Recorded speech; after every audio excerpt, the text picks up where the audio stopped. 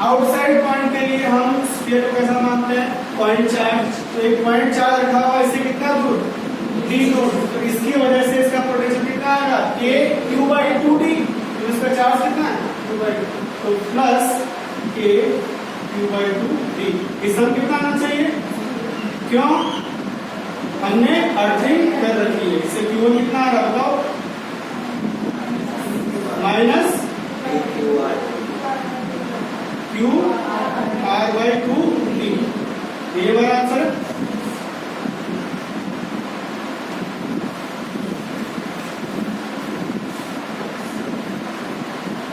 Question number 4, सबका potential और radius दे रखा है।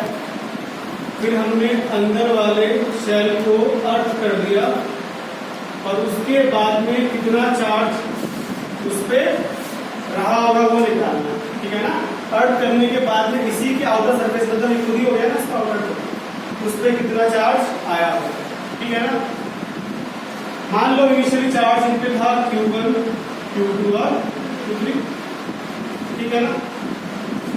30 जो आया होगा Q1, Q2 और Q3 का कंबाइंड आया होगा ना। तो 30 इक्वल टू बताओ इसका उत्तर कितना आएगा, K Q1/R। इसके लिए अंदर तो कितना आएगा, K Q2/2R ना। और प्लस क्या आएगा, K Q3/2R। अंदर सरफेस के बराबर होता है ना। ऐसे ही 15 क्या आएगा, इसके तो बाहर हो गया ना Q1, K Q1/2R plus Q2 भी कर दो यहाँ पर, है कि नहीं है। तो प्लस क्या आएगा, K 10 कितना आएगा, K Q1 plus Q2 plus Q3/2R, ठीक है। ये इनिशियल है जो हमने अर्थिंग नहीं करी। अब देखो जब हम अर्थिंग कर देंगे तो क्या Q2 Q3 चेंज होगा, नहीं ना, क्योंकि हमने इसको आपस में कनेक्ट भी नहीं किया, कोई कनेक्शन नहीं है। Q2 क्या है, आइसोलेटेड, और Q3 भी क्या है, आइसोलेटेड। तो इन तीनों फॉर्मूले में Q2 Q3 की वैल्यू चेंज नहीं होगी। और एक और बदलाव हुआ, ये 30 कितना हो गया, 0, क्यों, अंदर वाले को हमने अर्थ कर दिया। इसके अलावा कोई बदलाव नहीं हुआ। क्या बदलाव होगा, Q1, क्या बदलाव होगा, Q1।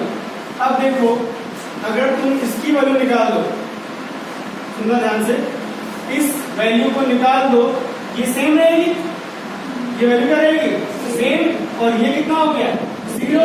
क्या इसको निकाल लेंगे हम नए वाले को, ठीक है ना।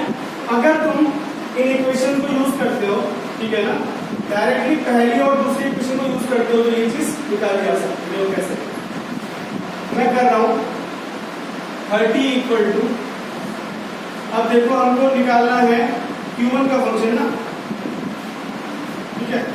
अब मैं K Q1/R को x मान ले रहा हूं, K Q2/R को y मान ले रहा हूं और K Q3/R को z मान ले रहा हूं। इक्वेशन क्या आ गई, x plus y/2 plus z/3। और 15 में इक्वेशन क्या आएगी, x/2 plus y/2 plus z/3। हमको बेसिकली y/2 प्लस z/3 निकालना है ना। ये वैल्यू चेंज हो गया, सिर्फ क्या चेंज हो रहा है, x। तो x को मैं क्या कर देता हूं, एलिमिनेट। तो मैं दूसरी वाली इक्वेशन को अगर 2 से मल्टीप्लाई करता हूं, ये कितना हो गया 30, ये कितना हो गया x, और इसमें क्या हो जाएगा 2। अब मैं इसको इससे माइनस करता हूं, x कर दिया, 30 माइनस 30 कितना आ गया 0, 2 माइनस 2 कितना आ गया, यही वैल्यू। तो मतलब कि y/2 प्लस z/3 की वैल्यू कितनी है, ये हमेशा कितनी रहेगी, 0। यहाँ 0 डाल दो और ये अब कितना हो चुका है, तो ये भी कितना होना पड़ेगा, ये तुम्हारा आंसर होगा। ये कंडीशन है हमारे पास में। आउटर सरफेस को मैंने tan क्यू चार्ज दिया, ठीक है ना, शेल को, और इसको मैंने अर्थ कर दिया। तो इसका पोटेंशियल कितना हो जाएगा, 0। मान लो इस पे चार्ज कितना आ गया, Q1, क्योंकि पोटेंशियल 0 करने के लिए इसका कुछ चार्ज आया होगा, Q1 मान लिया। तो इसकी इनर सरफेस पे कितना चार्ज आना चाहिए, -Q1। ऐसा क्यों, अरे भाई अर्थिंग करो या ना करो, इलेक्ट्रिक फील्ड कितना आएगा, 0। अगर चाहता हूँ उसके अंदर नेट चार्ज कितना आना चाहिए, 0।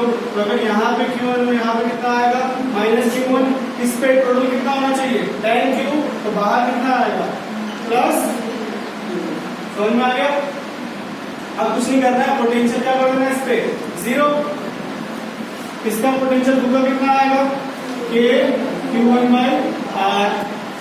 इसके अंदर हुआ ना, अंदर क्या होता है इतना सरफेस पे होता है, इसकी रेडियस कितनी है 2R, तो कितना आएगा -A Q1/2R। इसके लिए भी अंदर हो गया तो क्या आएगा प्लस बोलो 10Q + Q1/3R। ये कितना आना चाहिए, इसे Q1 कितना आ रहा है -4। ठीक है, हमारे पास में दो सरफेस है, रेडियस A और B के, और बाहर वाले सरफेस को हमने अर्थ कर दिया है और अंदर वाले सरफेस पे चार्ज कितना दिया है Q, इसको हमने अर्थ कर दिया है। अब हमें निकालना है कि C, P, S इनमें से किस पॉइंट पे पोटेंशियल 0 होगा। C सेंटर है, P इनके बीच का पॉइंट है, S आउटसाइड पॉइंट है। पहली चीज तो इसको अर्थ किया है तो इसमें पूरे का पोटेंशियल कितना होगा 0। ये बात पक्की हो गई।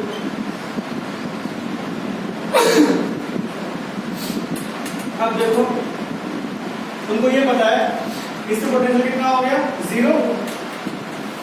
अगर मैं इसके बाहर जाता हूं, बाहर जाने पर क्या ये सारे शेल अंदर नहीं आ जाएंगे? आउटसाइड पॉइंट के लिए पूरा शेल क्या हो जाता है, आउटसाइड पॉइंट के लिए शेल क्या हो जाता है 0.4। तो इसका मतलब अगर इस पे नेट पोटेंशियल क्या रहा होगा 0, तो बाहर तो ये सारे चार्ज क्या हो गए अंदर ही आ गए, तो कोई फर्क पड़ेगा, सिर्फ क्या डिस्टेंस R चेंज होगा ना।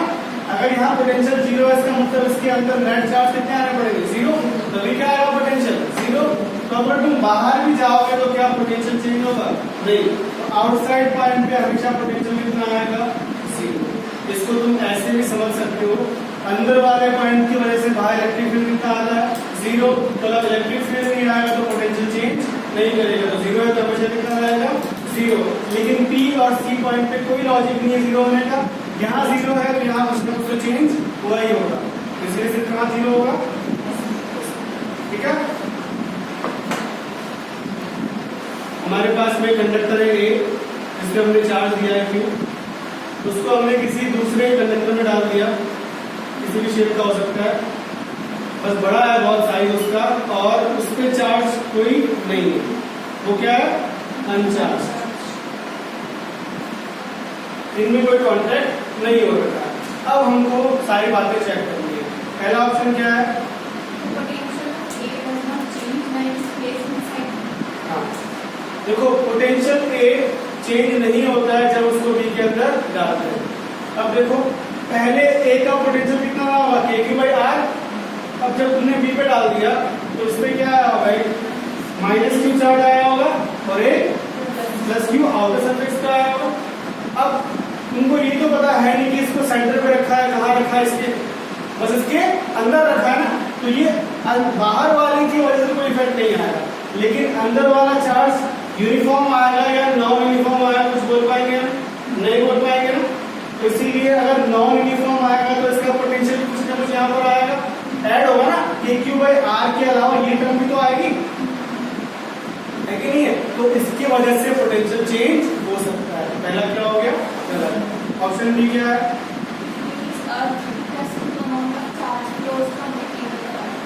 इसको अर्थ किया B को ना, अगर B को अर्थ किया तो इससे +Q चार्ज फ्लो करता है, ठीक है ना। तो ऑप्शन बी में ये बोला है अगर इसको हमने अर्थ कर दिया तो इस आउटर सरफेस से या फिर इस सरफेस B से कितना चार्ज जा रहा है Q, चेक करते हैं।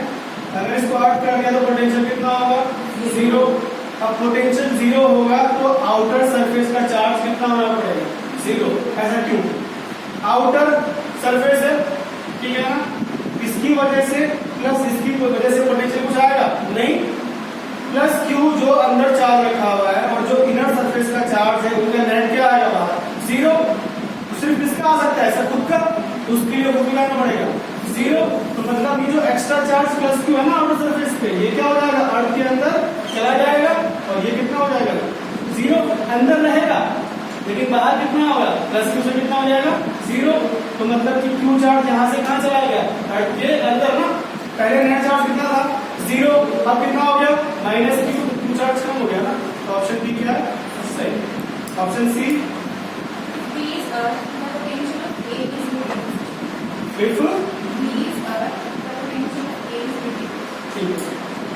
अगर बी को अर्थ किया है तो ए का पोटेंशियल कम होगा। बिल्कुल सही बात है। देखो ये पॉजिटिव है, यहाँ माइनस क्यू था, यहाँ प्लस क्यू था। अब तुमको बताया था मैंने कि प्लस क्यू और माइनस क्यू के अलावा प्लस क्यू की वजह से भी कुछ पोटेंशियल आ रहा होगा इसका एक्स्ट्रा, और पॉजिटिव आ रहा होगा ना। ये सारे क्या होते हैं आउटर सरफेस पे पॉजिटिव चार्ज। जब यहाँ पर हमने इसको अर्थिंग नहीं किया था, अंदर तो थे नेगेटिव चार्ज, बाहर क्या थे, तो क्यू का खुद का पोटेंशियल माइनस क्यू का और प्लस क्यू का, ठीक है। लेकिन जब हमने इसको अर्थ कर दिया, ये चार्ज क्या हो गए गायब, तो इसकी वजह से जो पोटेंशियल आ रहा था वो क्या हो गया होगा कम, इसीलिए potential is reduced. Option D क्या है,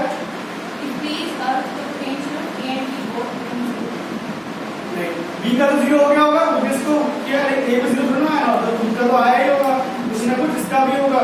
एग्जैक्टली सम 0 आएगा, हम नहीं बोल सकते, ठीक है। तो बी और सी।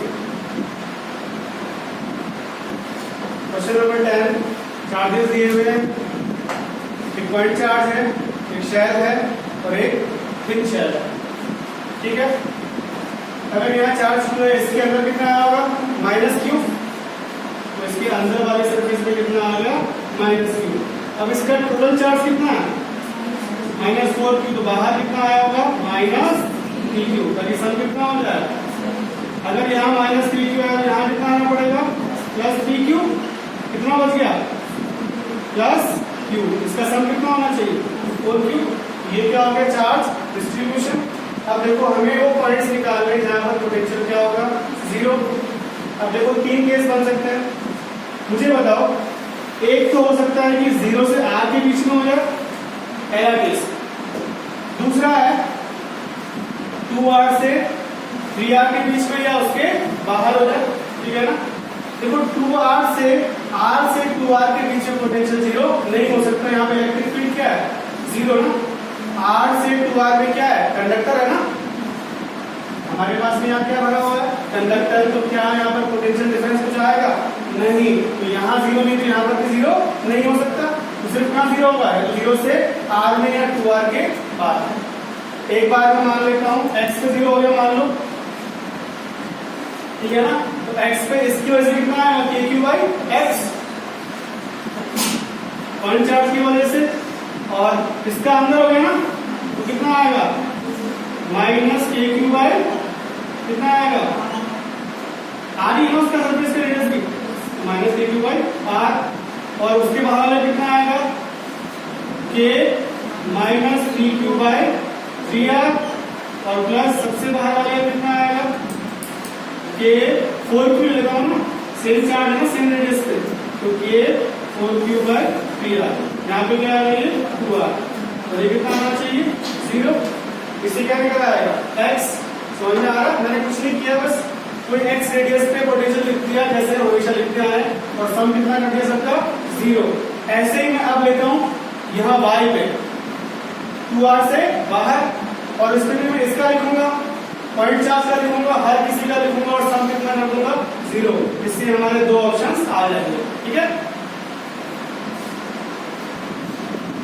11 पे देखो मैच द फॉलोइंग, हमारे पास में एक कंडक्टर है और उसके अंदर एक स्फेरिकल कैविटी है। स्फेरिकल कंडक्टर है, स्फेरिकल कैविटी है, ये नहीं बोला कॉन्सेंट्रिक है, तो मैंने अलग मान लिया। इसके सेंटर पे कुछ चार्ज रखा हुआ है Q1 मान लिया, और एक आउटसाइड चार्ज रखा हुआ है, उसको मैंने Q2 मान लिया, ठीक है ना। कंडक्टर पे खुद पे कोई चार्ज नहीं है, मतलब ये पूरा क्या है खुद न्यूट्रल। अब देखो पहला ऑप्शन क्या बोलता है, outside charge is shifted to other position. अगर मैं इसको शिफ्ट करता हूं, ये है हमारा ऑप्शन ए, तो क्या क्या होगा। फिर देखो distribution of charge on the inner surface of the cavity changes. क्या बाहर वाले चार्जेस की वजह से अंदर कुछ इफेक्ट आता है डिस्ट्रीब्यूशन पे? नहीं। बाहर ये चेंज होगा तो कौन से चार्ज चेंज होंगे? बाहर वाले, अंदर वाले चेंज नहीं होंगे। एक बार फिर भी मैं चार्ज बना देता हूँ। अगर ये Q1 है तो इसके इनर सरफेस पे कितना आएगा, -Q1। क्या यूनिफॉर्म आएगा, क्यों, चार्ज सरफेस। और इसके बाहर सरफेस पे क्या आएगा, +Q1, और वो भी क्या आएगा, यूनिफॉर्म। लेकिन क्योंकि Q2 भी है तो यूनिफॉर्म नहीं होगा। Q2 प्लस बाहर वाले का मिलकर अंदर कितना आना चाहिए, 0।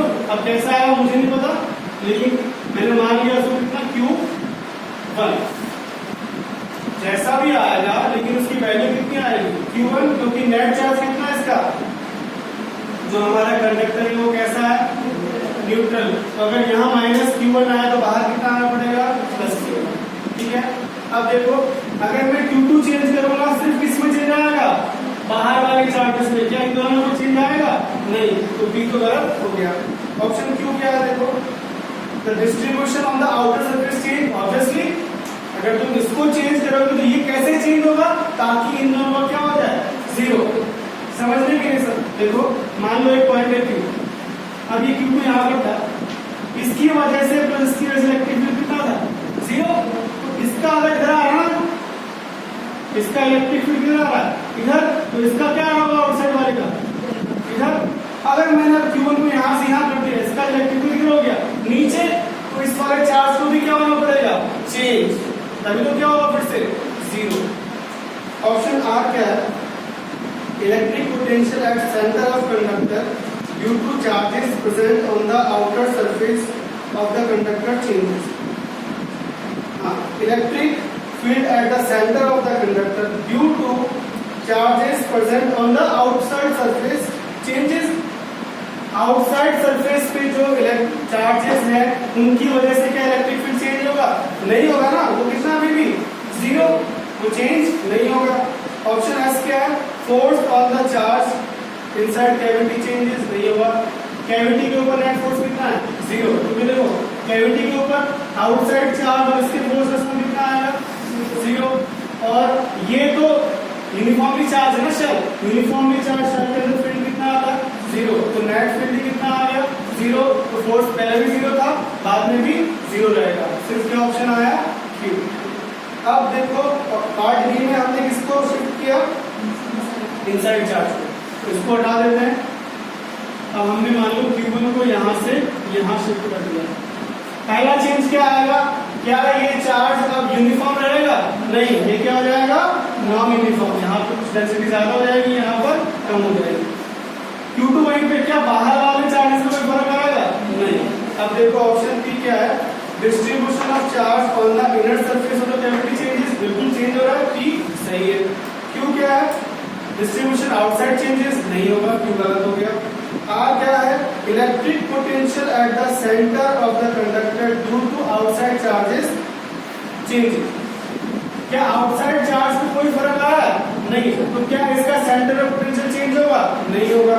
तो ऑप्शन एस क्या है, force on the charge place inside cavity changes, ये इंपॉर्टेंट है। तुमको पता है इस Q2 का और आउटसाइड चार्ज का नेट फोर्स कितना आएगा, इसमें 0। और अंदर वाले सरफेस पे जो चार्जेस आए हैं, ठीक है ना, तुमको ये पता है कि -Q1 अब कैसा हो गया, नॉन यूनिफॉर्म। तो याद करो इलेक्ट्रिक फील्ड कुछ ना कुछ आता है ना, तो वो जब इलेक्ट्रिक फील्ड किसका हो जाएगा, इसका नेट इलेक्ट्रिक फील्ड आया है कैविटी और चार्ज का, तो अभी इलेक्ट्रिक फील्ड क्या हो गया, नॉन 0। तो फोर्स भी क्या हो गया, नॉन 0।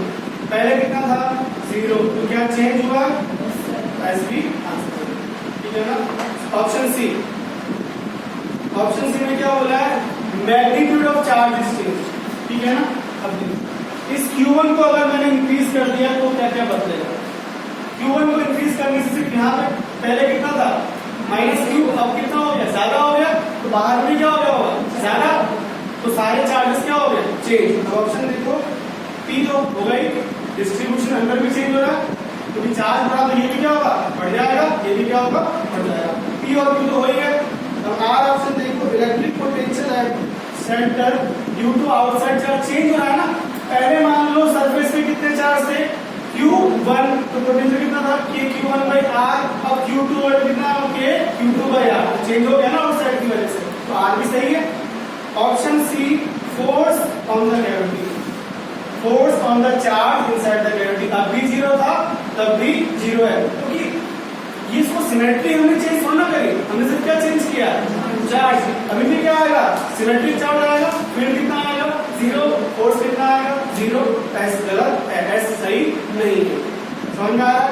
अब लास्ट पार्ट देखो, इफ कंडक्टर इज अर्थ, अगर मैंने इसकी अर्थिंग कर दी तो उसका पोटेंशियल कितना हो जाएगा 0, तो ऑब्वियसली आउटसाइड चार्जेस कुछ जाने पड़ेंगे। अब देखो, इसको अर्थिंग करने से अंदर वाले को इफेक्ट नहीं आएगा, अंदर वाले का पोटेंशियल बाहर कितना है 0, और लेकिन आउटर सरफेस का चार्ज क्या होना पड़ेगा, चेंज, तभी तो उसका पोटेंशियल क्या होगा 0, तो P नहीं होगा, P होगा। अब R देखो, इलेक्ट्रिक फील्ड, अब तो मेरा चार्ज कम हो गया ना आउटसाइड सरफेस का, तो उसका पोटेंशियल भी क्या हो गया होगा, सेंटर पे चेंज, तो R भी होगा। लेकिन फोर्स पहले भी 0 था, अब भी 0, अरे आउटसाइड चार्ज का तो वैसे भी फोर्स इस पे नहीं आ रहा था, अब भी नहीं आएगा, इसकी सिमेट्री खत्म नहीं करी ना, तो इससे फोर्स क्या रहेगा, अब भी 0, एस नहीं होगा। ठीक है, ये कंसेप्चुअल क्वेश्चन है, इसको समझ लो अच्छे से।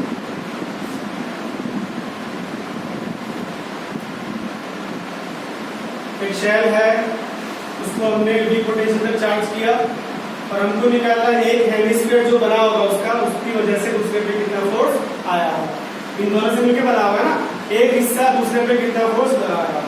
इसका फॉर्मूला है, नोट्स पे लिख लेना, इलेक्ट्रोस्टैटिक प्रेशर का।